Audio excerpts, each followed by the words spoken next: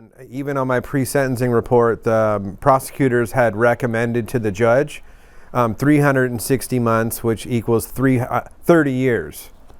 And I just couldn't even, like, I was like, oh my gosh, I'd never been arrested in my entire life. And, you know, I haven't signed a plea agreement or nothing. And it was like, this is like, it's wild, you know? In addition to the marijuana, you had been putting together big packages of cocaine to pay people. Tell us a little bit about that, and if that had you worried as you were trying to negotiate a plea. Yeah, absolutely. So it was always in the back of my mind when I was like receiving my sentence and basically even like plea agreement type stuff. So initially when I was arrested, there was no like cocaine introduced into my criminal offenses, right?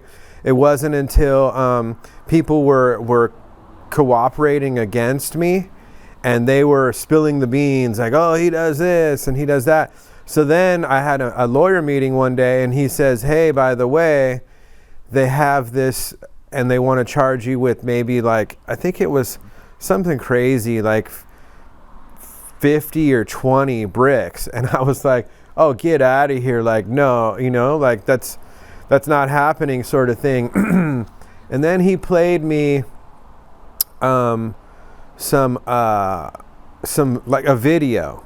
And the video was an informant getting into a car with someone in Washington, and they were wearing like a camera with the audio. And so when you could see the camera like bouncing around, and the guy was in the car, and back then I thought maybe Boost Mobiles were kind of like a clean way to communicate for what we were doing.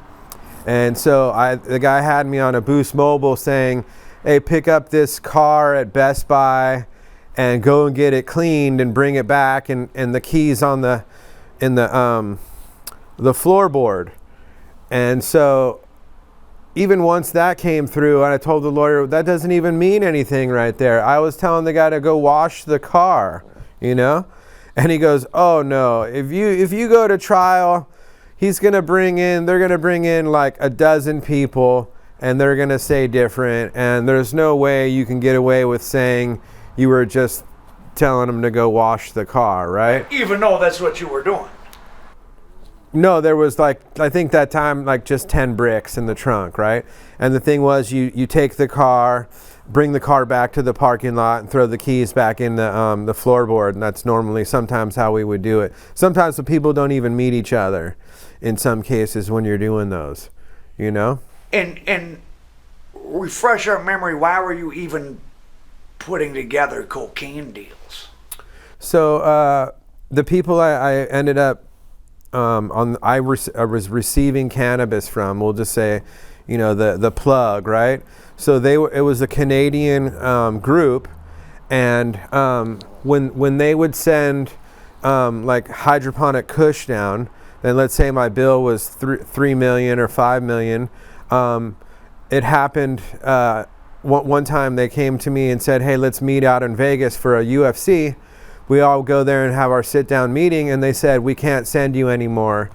And I thought, well, you know, I'm not really ready to retire yet, right? And so then they explained to me that they normally were taking the money that I would give to them, and they would give it to other people and go and buy bricks with them. And I wasn't really aware. Sometimes I thought, you know, when I'm dropping off paperwork, it would be to people that didn't even know English. And so I thought that was kind of tripped me out, because the people on the other side, they were all, you know, of course spoke English. And so I was trying to always make that make sense. And so anyways, they had a bunch of money in Orange County, and they weren't able to get any bricks. And they said, oh, with the money you owe us, it puts us at somewhere around 10 million of our money here in the States. And we would prefer just not to send any more until we bring some of that some of that 10 million back in. So after our meeting in Vegas, I went back to LA and I contacted someone that would purchase kush from me, and I knew they kind of dabbled in that field. So I hit him up, and and he asked me how many I wanted, and when I first told him the amount, he was like so taken back. He thought, whoa, this is like a 5-0 situation. Like, what are you doing? Like, nobody on their first transaction ever does those types of numbers. I said I had like 4 million, and we were, trying to move that money into that, and just told him like that. At that time, what were they like 16? No, more than that. They were like 21, 23, stuff like that. Oh, they were kind of expensive. Yeah, because when they landed in Canada, they were getting 38,000 to 40,000 for them. Oh, so they didn't care if they paid 22, 23. Yeah, so I was charging them most of the time like 23, the Canadians. What were you getting them for? I wasn't even making that much in the very beginning. I thought I was just going to do it to alleviate the money they were sitting on. And then once I did that, they hit me back and they're like, hey, can you do it again? Can we keep it going? And then it got to the point where I was doing so well for them, they were telling other Canadians that were having issues getting bricks, hey, use our guy. And then they're connecting me. So not only did I have like probably one of the world's biggest motorcycle clubs was buying all that from me. Now I have like an East Indian mafia dude, and he's kind of like a big sort of deal in that area. And then I have another guy who the motorcycle club turned me on to, and I just called him kind of like Scarface because they kept saying he's the biggest dude out there for that. And they were like, can you promise him, 150 a week and then still get us ours? So at one point, I was probably moving, like 500 of those or more a month. Yeah. So you can imagine when we're nearby some sirens. You can imagine when I'm waiting to get sentenced, I don't know if any of that's going to get introduced. Did it seem like a good idea to you when you were doing it, or it just kind of happened? Oh, absolutely not. That terrified me because I was doing it as a favor, not because like it was something that I wanted to do or was exciting or lucrative. It was more like I was a surfer, skateboarder wanting to just sell weed, I didn't want to be like Escobar or something like that, and now all of a sudden I'm thrown into like a BMF sort of person, and I knew, although I didn't want to know, like that's a pretty heavy scenario should the person get, in trouble. So I guess it was, a blessing in a way. A few people in our circle had issues, and so I stopped doing that. And when I finally did receive my sentence, it was after I took like a huge break from it, and they were like, hey, what do you think? Has the smoke settled? Do you want to go again? And then I didn't really want to go again, but then I did make sure that on the second time around that my profit was much better. So this time I was only making $800 on one brick. But you can imagine if I'm doing like, 100 of them or, 20 or 30 in one day, you know what I mean? Yeah. So $800 times 30. 20 grand in profit in a day. Yeah.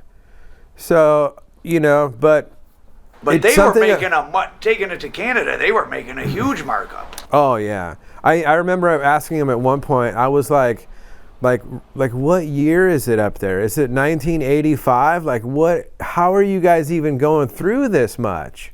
You know what I mean? And I don't even think they were cooking it. It was just straight a powder thing so they must have just provided it for the whole entire I think Vancouver. They are supposedly have a stranglehold on. There's only, a couple big cities up there. So like you have them and the mob like really controls the street level dealing even. There is no, you can get it's not like being in California where anybody can round up a couple kilos and go into business for themselves.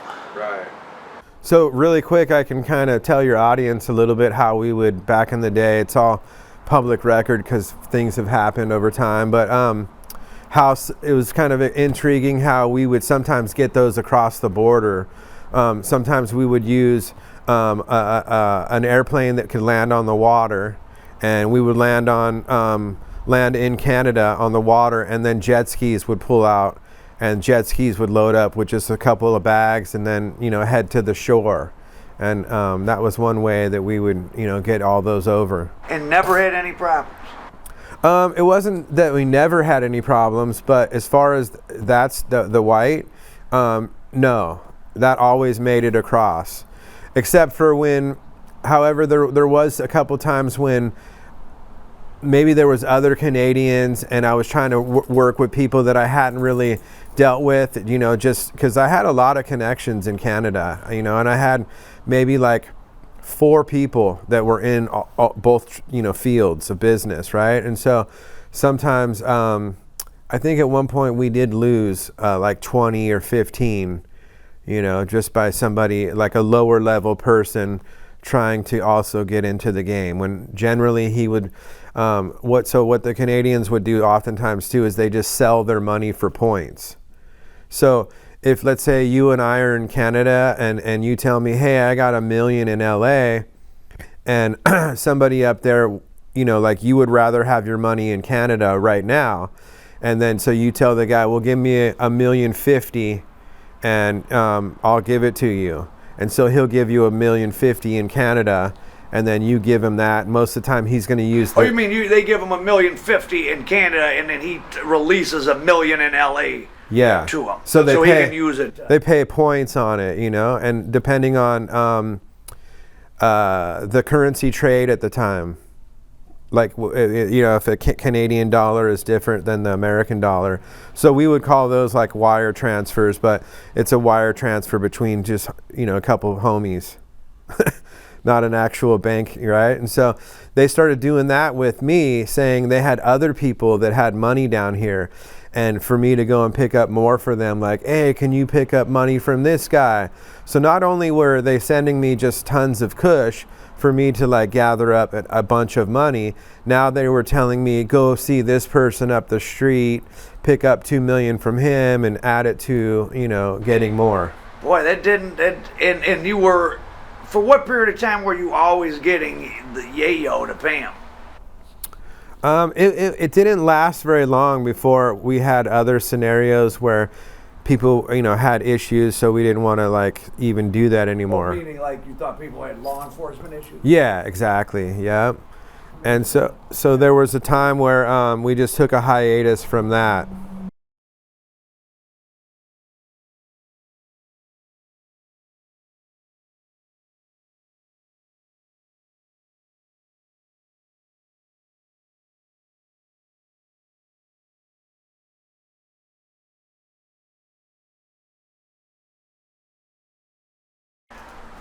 So you get arrested and you get out on bail or no? Nope, definitely not. I was held with no bail, and then I even did what's called a bond appeal, where I hired like a high-powered lawyer to come and try to, plead my case as to, why is this person not being, given any bail.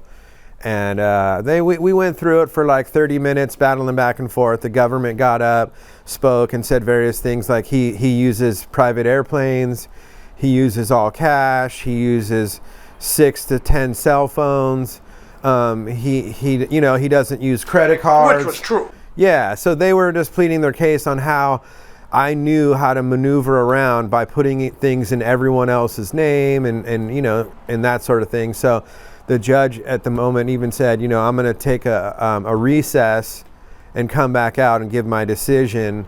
And he came back out and he just said, there's way too much evidence, and so I'm going to continue with the no bail. And where were you held in custody at? I was in Atlanta. And what was that like? It was definitely different than me being, a California, LA native. So I got picked up in Atlanta, and they took me to the first night when I was denied bail. I went to county jail, and and then after that, when they did the no bail, they threw me in some place called Lovejoy, and it was so weird because it was very much like third world-esque. Was right? it in Atlanta, or you don't know? Yeah, or it might have been even that's the city. It was called Lovejoy, and that was the name of the institution also.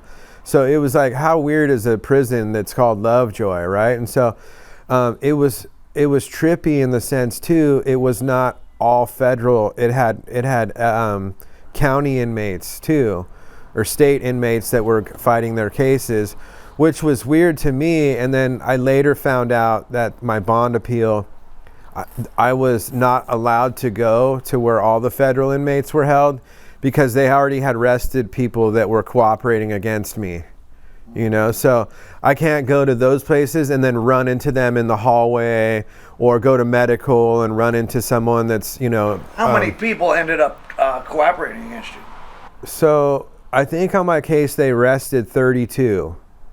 And I didn't know all 32, you know, like, you know, personally calling them around and stuff, but I would say probably at least probably a dozen. Yeah, pretty much everyone that fell just started, and all these people got rolled up in one day. Like it was a big, almost like a motorcycle club sweep when they came. So there was a task force against you. A multi-state, yeah. They even called it Jason's Syndicate was the name of the case when they were going through it.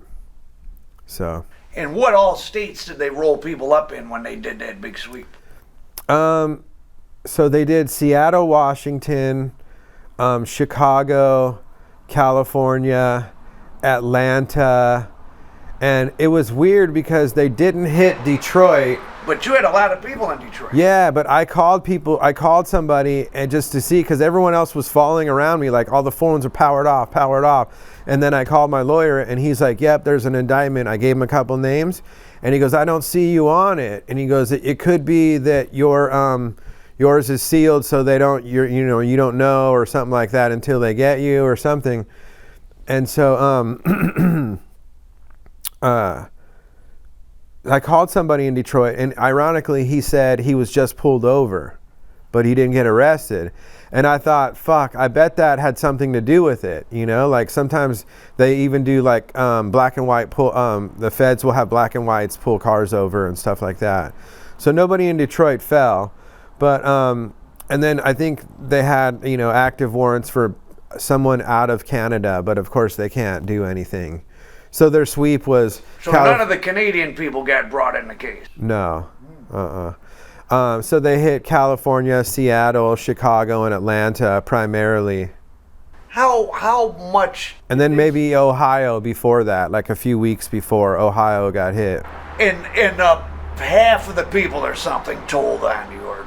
Exactly. That's why when I was contemplating like going to trial, my lawyer was like, are you kidding? Like they're going to bring in so many people and they'll just one after another and you'll never win. And were some of these people that quote unquote you would have never thought would have told, or because you were naive to criminal, you weren't a criminal. I mean, you had never been to prison and sure. You were kind of learning on the fly. Right. Did it shock you that all these... Some of them, yeah. And it just feels like, you know, like a betrayal and like really like why, you know what I mean? Like I just don't even get it. I guess they're just trying to like get a reduced sentence. And they told quick too. Right. Well, one dude, I think they had him on the hook for more yayo because he, in a roundabout way, was doing something when I wasn't involved, and they had him like moving 100. And so bricks of cocaine? Yeah, so obviously when they probably came at him with the hot light on him, he just buckled, you know? What if you're moving 100 bricks of that, what is telling on someone like you gonna do for him? Or no, they just do anything they can in the moment, you know? And so part of the reason why maybe it all landed or circled back to myself more in a way too was, so this all happened in like one day. Everyone got rolled up, right? And I beat it in a car and drove from Chicago to Atlanta because I had a passport at a house in Atlanta. And I was able to stay out for like one more month while I was like trying to plan, you know, whether I was going to go to Canada or go to Mexico and just like leave the US. So were you planning on that? Or? Yeah, I was trying to like maneuver money and figure out like... Was that pretty hard trying to move money around? Yeah, because they totally crippled my transportation team.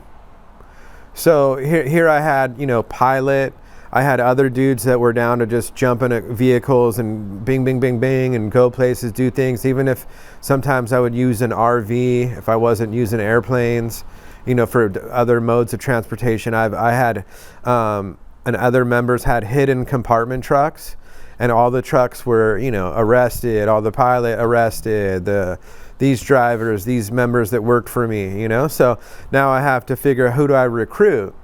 So it was interesting. Like the day I got arrested, I was kind of hiding out at this lady's house, and her girlfriend was over, and it was the three of us.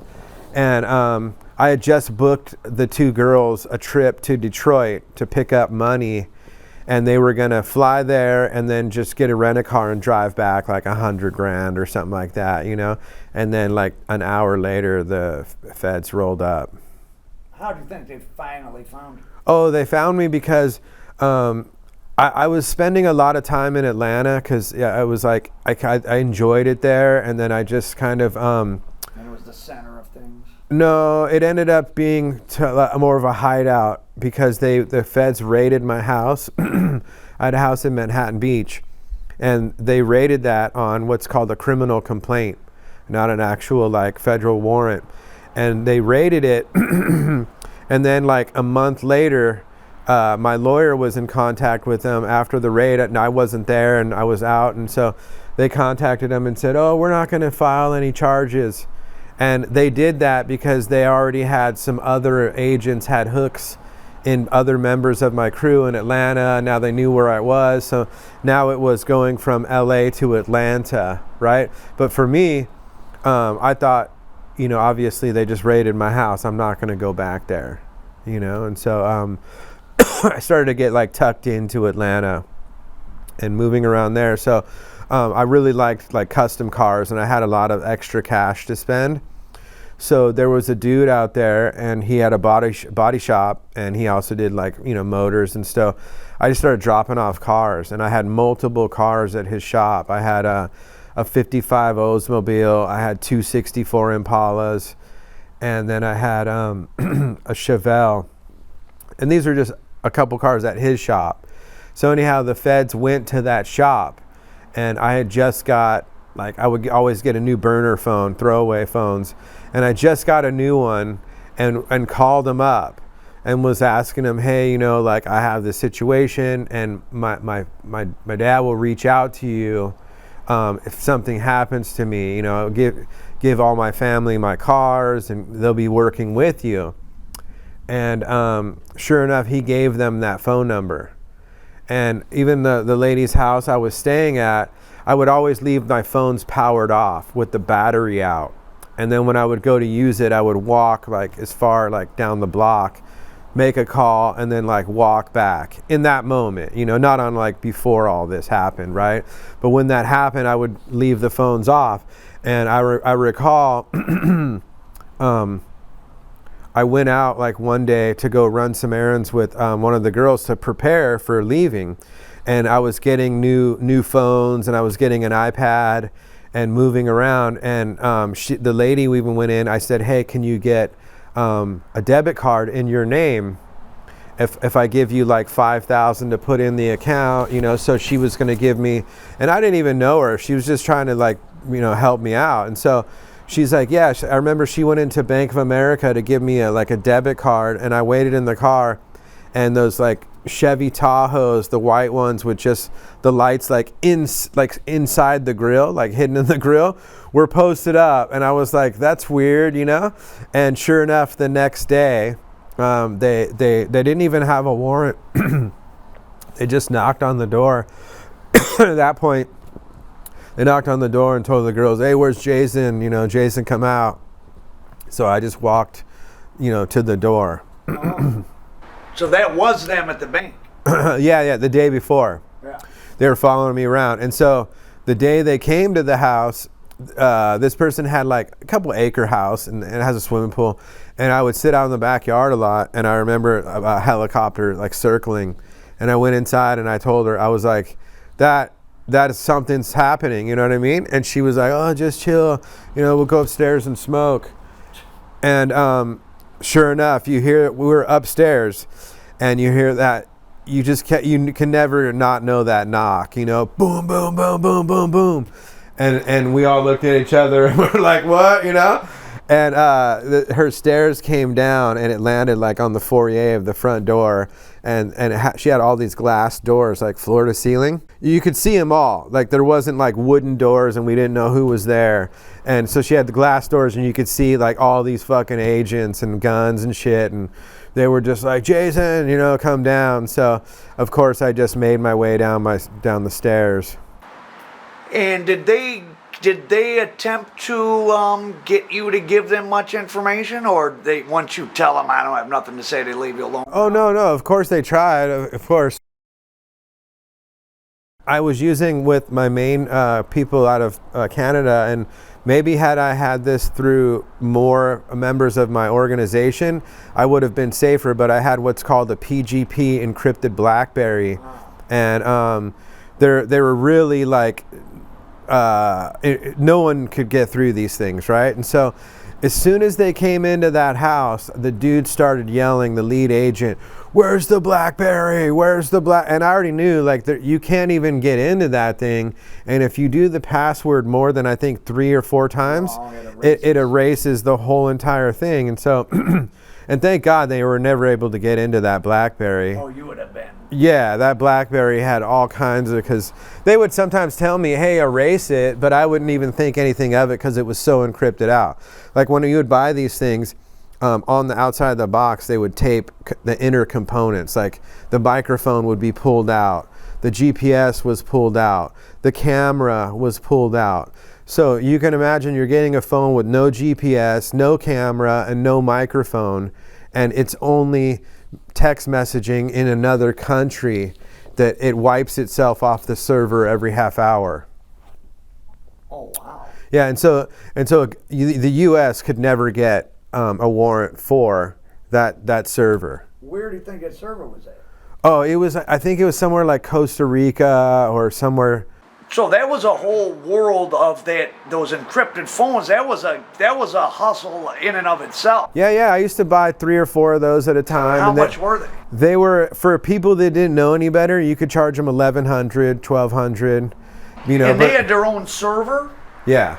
So you sort of had to trust them. I mean, who were these? So I would be in Canada, traveling through Canada doing meetings, and I went to, like a regular office building, and you went in and there's no like storefront, like glass windows. It's like no windows and shit, right? And so the guy had it was a box of a BlackBerry. Most of the time it was like a T-Mobile chip in it, right? T-Mobile service.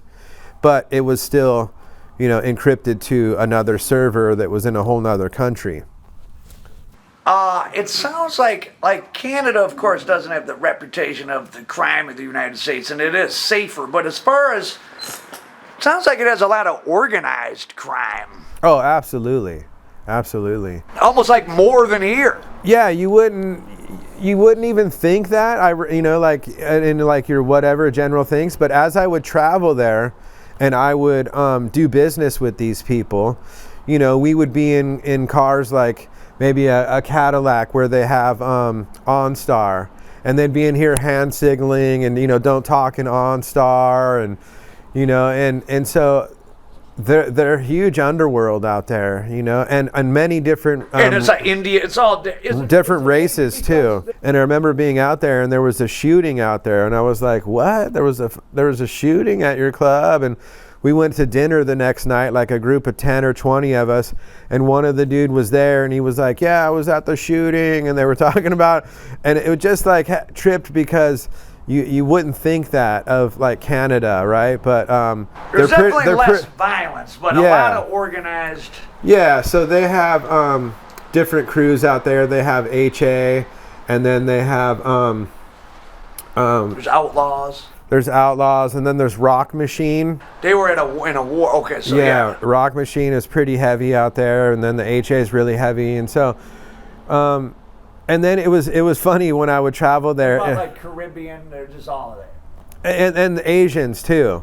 And Haitians and Jamaicans, all that. You know, I didn't actually see a lot of like Haitians or anything, any people like Jamaicans and stuff like that. Maybe it's just because of when I was there, the circles I was in and where I was staying and stuff like that. Did they, when you were being questioned after you were arrested, did it seem like they kind of knew everything you had been doing and who you were doing with, or were they in the dark about? No, they were learning every day, but they had been on me for like over 9 months. So they had lots of I think 1,100 pictures, still photos. You know, they had. Did they know who your suppliers were? That I don't think they did. I don't think they did. They just knew like Canadian that it was coming in. So even on my case, it was part of like all the other organizations like Homeland Security and all of that because of the international trafficking. But there was nobody from another country in your case. Eventually they did, yeah, because all the people that were cooperating up there pulled one of those guys in. But because they're from people cooperated in Canada too. No, only in America. Oh. But if you can't go into the Canadian. It's just if the dude travels here, then he could potentially get arrested at the airport. Oh, Canada's not good about extraditing because our drug laws are too tough or something? They just won't do it. Which was a trip. Well, one time I was away, not one time, but when I was away, I had a Canadian cellmate, and we linked up because he was like, "Oh, I heard your case. You're Canadians. Like, who did you know?" And I started saying who I knew, and he's like, "Oh, those are my peeps." And so we ended up getting, like bunking together because he was like the same, crew of people up there, and he turned himself into the States. He wasn't on my thing. He was on a whole separate thing, and he was like a big rig dude. And I was like, "Fuck, why would you ever do that?" How much time did he get? He didn't get much time. I think it was like. And then he got extradited into Canada, and their system there, you can wear like civilian clothes. Apparently you can have like TVs and PlayStation in your cell. And so a lot of people that are into the feds, they want to go to Canada, So you're sitting in Atlanta, you're at Lovejoy. How worried were you? I was definitely like. Were you shocked did you realize like, oh shit, when they said you're facing 360 months? Well, that wasn't until later on. That wasn't like the first, few weeks in or, How worried were you in the beginning? Oh, in the beginning, it was a trip because I didn't even know all of the, the I guess, how do you say it? Like all the information they knew against me, right? So when they came to the girl's house, I maybe had, I don't know, 60 or 50,000 in cash, and I didn't have any product there. However, my whole crew fell like a month before, right? And so it doesn't necessarily matter. But in this moment, I didn't like know how the federal system worked. I didn't know, and I only studied like what kind of car these people, like when they would be looking, you know what I mean, like how they might surveil me. But I didn't study the judicial system in that aspect of it. And so you were willfully naive as to the penalties of what you were doing. For sure, yeah. And then so as I was sitting there, trying to fight my case, the very first time, the day of my thing, I was only charged with like 250 pounds of weed. So did you think, oh wow, this is nothing? Yeah, I kind of did, and then that quickly, as I started doing lawyer visits, he was saying, oh, they're getting more information, and now they're saying this, and I was like, well, how is that even? And then I come to learn the terms like ghost dope, where they can just come up with numbers out of midair and say, oh, you did these numbers for 5 years straight.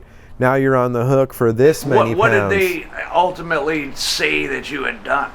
So it was around, I want to say 1,400 or 1,200 pounds is 1,800. Bad. Yeah, and then they added on 10 bricks. And that was going to get you 30 years? Yeah, because of the whole organization, I guess. I don't know. 1,400 pounds of weed and 10 bricks was going to make you eligible for and money laundering. Jesus. So it was really only like 2 counts because the drugs are 1 count. Well, there's 2 different drugs though. No, so even the whole time I was fighting to never have any cocaine put on there, and eventually he told me, he showed me the guidelines, and he was like, you have so much weed, it's the same. That you don't get time for one and time for another, they get combined, right? And he was telling me that they wash each other out. 10 kilos of bricks is the same as like 1,400 of weed. And I was like still confused at that, and I was like, wow, I guess. But I was like, I don't care, I want that off my fucking plea agreement. I'm not gonna sign with that fucking on there like that, you know, because I knew also in my mind, like, wow, like getting sentenced with, you know, having that white on there is obviously probably a different hit. Yeah. Even when you go for parole or just in life, telling people I used to sell cocaine. Yeah. So even at one time when they first were bringing plea deals to me, one of them had some crazy amount of bricks on it, like 50 or something, and I was like, I was ready to fucking just pass out and die. Like I didn't even sleep for the next few nights, and I told my lawyer, I pushed that thing back and I cussed him out and I said, no effing way. There's no way. Because I stopped doing that and I wasn't even around it, and I knew like How many years had it been between when you got arrested and when you had done actually put together? It was probably maybe not even a full year, but I did stop, and then I just jumped on again and did like 10. Right. So that's what they probably knew about. Right. Boy, you're like the amount of yayo that you did facilitate. Theoretically, let's just say somehow they knew about it all. I mean, that really would have been like a 30-year case. Oh no, it would have been like a case. BMF sort of thing. Yeah. So they didn't know about it. Ooh. No. And then when he came to me like that, and I just pushed that thing back, and I was like, my gosh, like I think at that point I had my own cell, and I would just stay up and eat all night and listen to talk radio like I was an insomniac, you know. And then they came back and it had 10 kilos. And even then I was like, no, man, I'm not fucking putting none of that on there. And he started arguing with me. He goes, you're not going to fucking get any better, bro. You can't win in a trial, and this is it. And he started like yelling at me. And I told him one day, and I was like, you probably work for them, man. You go probably play golf with them. And he had this dumb smirk on his face, you know, because at one time I got pissed when he played me a DVD and he showed me emails from a prosecutor in another state and talking about someone who was giving information about me and what they were saying. And he goes, read what they're saying, you know? And I read it, and it said the person's name and everything they're saying about me. And he was like, man, like, you know, they got you, dude. And so what I said in that moment, I go, what a piece of shit, man. I go, all we're doing is putting food on the table. We're feeding family. We're family dudes. We're just over here fucking earning a living, doing, you know. And the lawyer goes, he did the right thing. And I was like, you're kidding. Like, I couldn't even believe he said that in the moment. You know, like he was like thinking they were in the right. And I was like, no, you know. And that.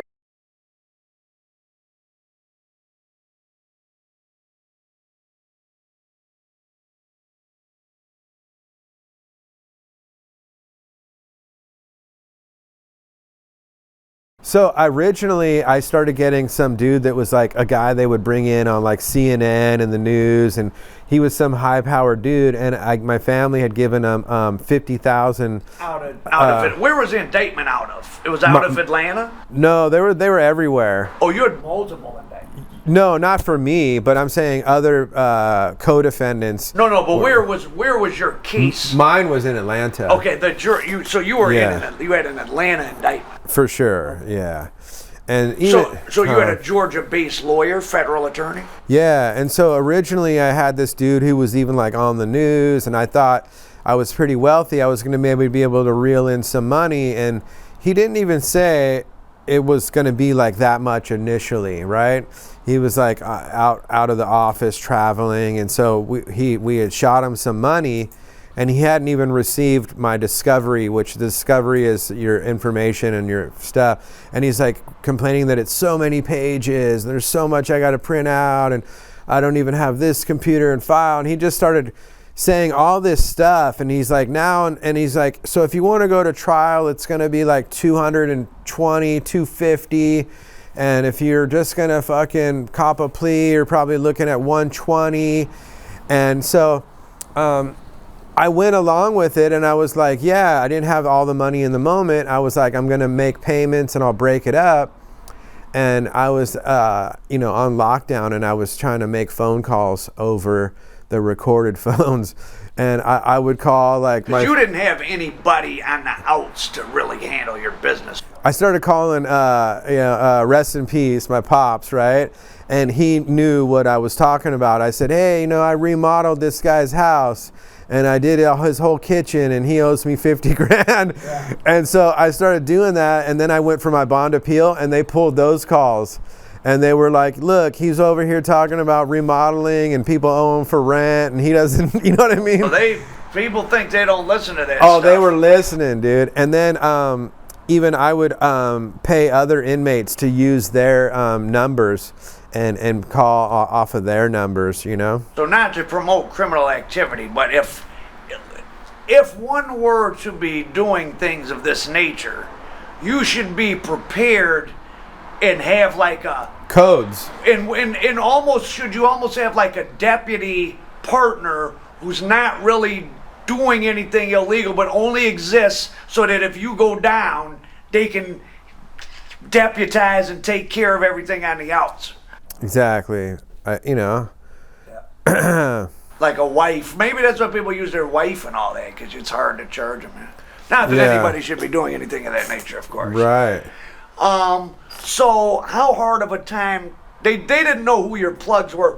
Who is it that who did they think did you get an impression of who they wanted you to tell on? Obviously you didn't give any information, but like, were there specific, like, hey, tell us about this guy, or they didn't even know enough? Yeah, so every now and then my lawyer would try to like dangle a carrot going, hey, there's some guy, and they wanted to know about some guy in Atlanta, and he drives a Maserati, and if you're willing to fucking say something. And I was like, like that's not even... Yeah, on the table, yeah. Yeah, and so But just out of curiosity, if they were mentioning people in Atlanta or something, those would have been people that were under you, or those wouldn't have been... Right, no, yeah. Yeah. It almost seemed when they were talking about like they were trying to figure out. No, they weren't even. I didn't even know this person's name. Like he was in my down. Like if I gave it to John, and then John's customer has a Maserati, and I don't even know that fucking guy. You know what I'm saying? But they were doing things like asking about like a car, and it made me believe that, dude, all these people just want to take your assets. Oh. Like, dude, they were taking all kinds of assets of mine. Like that, you get them in the mail. Right? And it's a letter, and it's like, oh, your Range Rover, your boat, your jet ski, your Rolex, and it all comes in separate. I remember going to a lawyer visit going, what the fuck's going on here, dude? And he's like, oh, if you're going to do a plea, you're going to have to forfeit all these anyways. And you sign them off. So you sign them, and you have to like mail them all back. So I signed for so many things, they just took everything. How hard? I mean, again, not that somebody should be committing any crimes. And that pisses you off when you're in your... You're waiting to get sentenced, and they're like, here, give us your car, give us your boat. Would it be, it would be pretty hard. If you had a big run and made a lot of money, it would be fairly difficult if you got caught to even keep much. I mean, they're giving a pretty wide range. These were things, even other people's names. Yeah. But because of the way it linked back, they were still getting my signature on it. Like I had a Range Rover in another person's name, a boat in another person's name. Oh, really? And they seized. Yeah. So you could, it's maybe pretty it's hard just part of asset forfeiture. But the asset forfeiture is a pretty loose statute. I mean, they can kind of take a lot of... It's hard to hide money, and they could be even taking stuff that really isn't from drugs. Right. No, like I've heard of them taking like TVs off the wall, taking like wedding rings, like just stuff that like, you know what I mean? Like it's far out. They're just all about... One dude I was locked up with, he had some expensive artwork, and they confiscated all of the art. So they